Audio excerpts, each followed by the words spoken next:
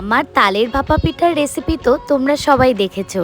আর এই ভাপা পিঠে বানানোর জন্য কিন্তু অনেকেই আমাকে হেল্প করেছে। আমার হাতে যে জিনিসটা দেখতে পারছো এটার নাম কি আমি ঠিক জানি না, তবে এটা আমার জিজু রায়গঞ্জ থেকে এনে দিয়েছিল, যেটা দিয়ে তাল কুড়োতে অনেক সুবিধা হয়, রসটা খুব তাড়াতাড়ি বেরিয়ে যায়। আচ্ছা, তোমরা কে কে নারকেল কোড়াতে পারো আমাকে কমেন্ট করে অবশ্যই জানাবে। আমি কিন্তু পারি না, তাই আমি দিদাকে বলেছি আমাকে সবকিছু রেডি করে দিয়ে যাবে। দিদা থাকার কিন্তু এটাই মজা, কোনো আবদার করলে সেটা কিন্তু দিদারা শুনবেই।